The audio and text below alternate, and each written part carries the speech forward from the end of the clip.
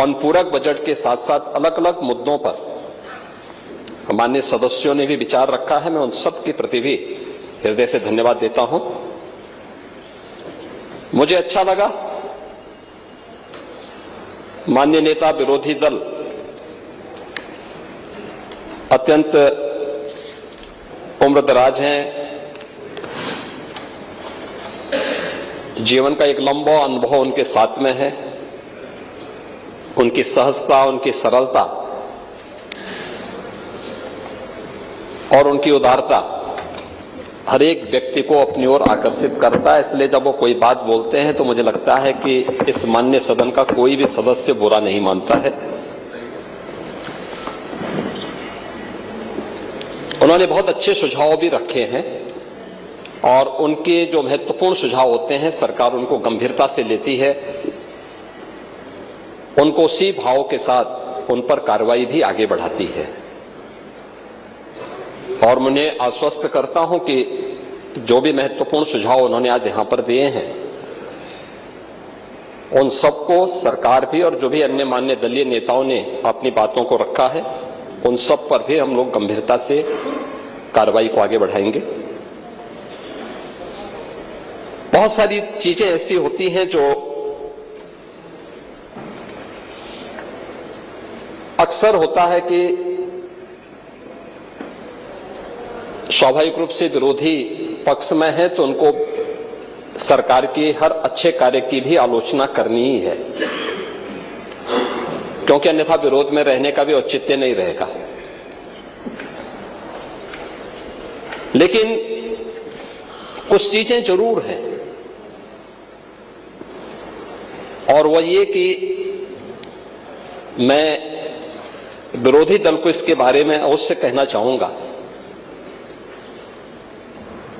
आपने उदारता से हमारे सामने नेता प्रतिपक्ष के रूप में अत्यंत वरिष्ठ सदस्य को और एक बुजुर्ग को जो अपनी सहजता और सरलता के लिए जाने जाते हैं, जिनके प्रति एक सामान्य सम्मान का भाव हम लोगों के मन में होता है, तो हम लोगों को विरोधी दल के प्रति जो कठोरता रहती है वो वैसे ही सामान्य रूप से सहजता में बदल जाती है। लेकिन मैं एक बात अवश्य कहना चाहूंगा। आपने जो बात कही है सरकार के बजट के आकार पिछले 8 और पौने 9 वर्ष के अंदर सरकार ने क्या कुछ किया है,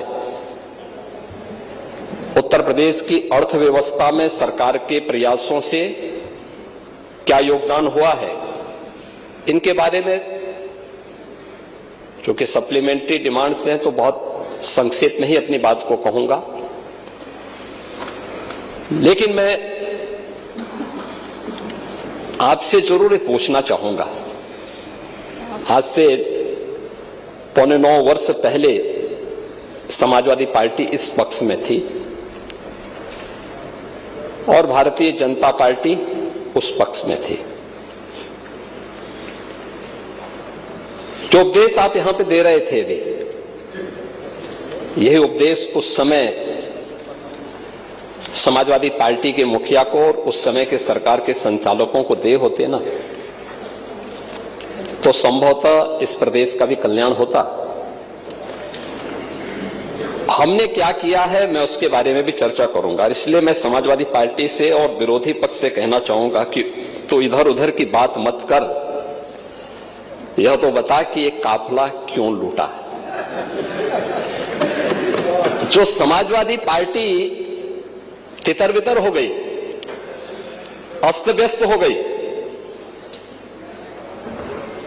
इस पूरे प्रदेश के सामने पहचान का संकट खड़ा किया। अराजकता का जो तांडव खड़ा किया था, कौन इसके लिए दोषी था?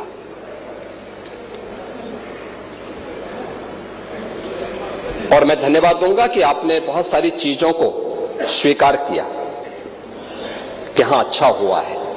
जैसे दुर्दांत माफिया और अपराधियों के प्रति सरकार की क्या नीति होनी चाहिए और सरकार ने वह करके भी दिखाया।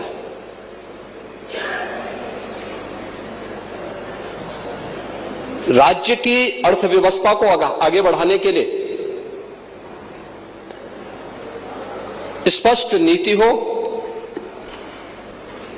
और उन्हें लागू करने की दृढ़ इच्छा शक्ति हो तो परिणाम लाए जा सकते हैं।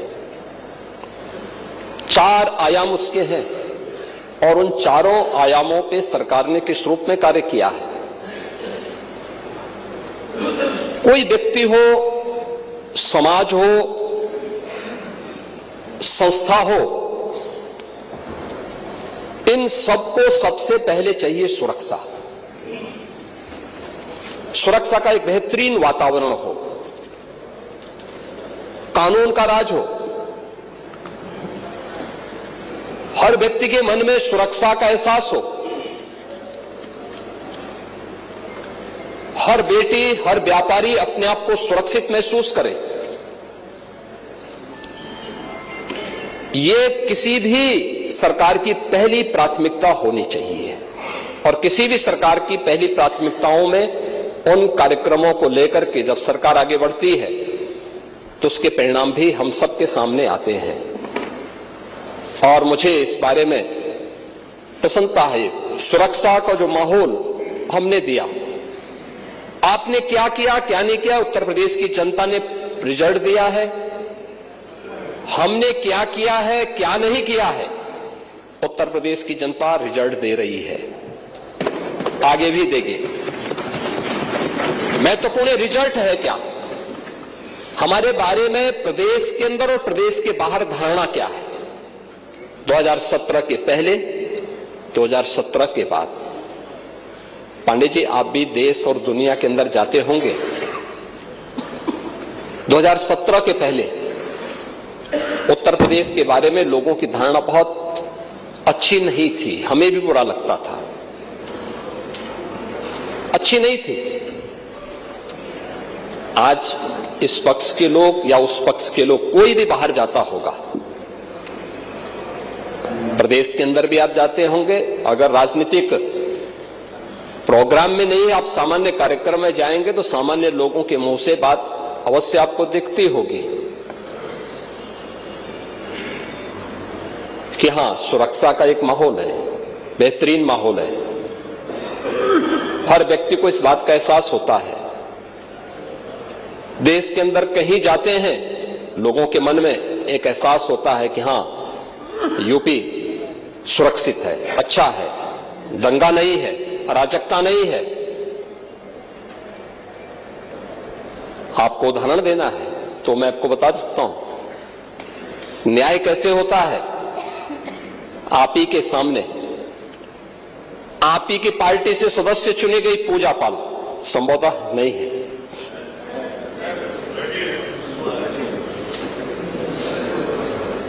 आपकी सदस्य थी, आपने उन्हें न्याय नहीं दिला पाए, नहीं दिला पाए, क्योंकि हिम्मत नहीं थी। माफिया के सामने झुकना मजबूरी थी।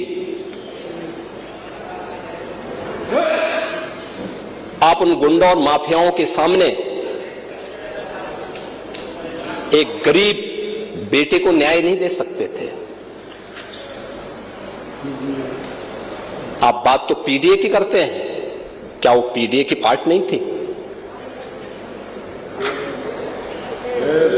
और न्याय कैसे होता है, ये हमारी सरकार ने तय किया। बेटी उस पक्ष की होगी, इस पक्ष की होगी, उसको न्याय मिलेगा, हर हाल में न्याय मिलेगा।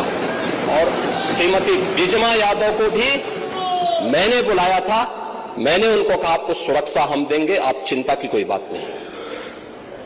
क्योंकि ये केवल एक सदस्य की बात नहीं, आपके और मेरे समर्थक की बात नहीं, सत्ता पक्ष और विपक्ष के समर्थकों की बात नहीं, प्रदेश की सुरक्षा का मामला है। प्रदेश की बेटी, प्रदेश की बहन और प्रदेश के हर व्यापारी को और हर नागरिक को सुरक्षा की गारंटी मिलनी चाहिए। ये सरकार की प्राथमिकता में है। और दूसरा जो आपने कहा है, कब्जा करने की प्रवृत्ति, मैं आपको इस बात के लिए आश्वस्त करता हूं, कब्जा कोई भी करेगा किसी भी स्मारक पर, किसी भी पौराणिक स्थल पर, कोई भी होगा, उसको छोड़ूंगा तो नहीं। आपके जिले में भी कुछ लोग कब्जा करना चाहते हैं, तो लोग बहुत चिल्लाते हैं। आपने अभी गांधी स्मारक से जुड़े हुए किसी एक मेरठ के स्थल का नाम बताया है।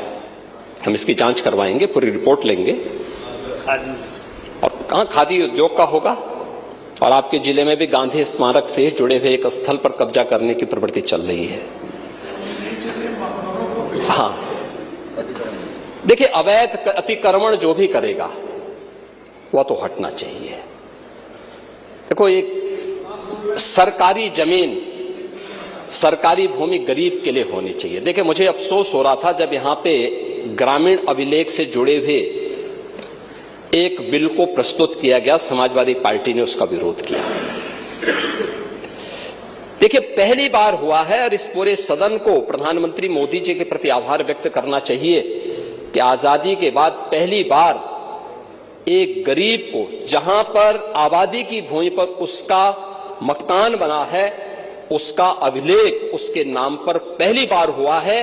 और पूरा देश प्रधानमंत्री मोदी जी के प्रति ग्रामीण अभिलेख से संबंधित एक संशोधन विधेयक हम लोग इस सदन में लेके आए थे।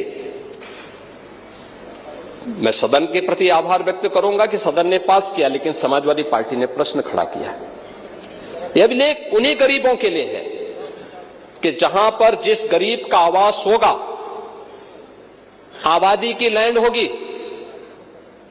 तो उस गरीब की परिवार की महिला सदस्य के नाम पे वो दर्ज होगा और उसका मालिकाना अधिकार उसको मिलेगा। उसके नाम पे वो बैंक से जाके कर्ज भी ले सकती है।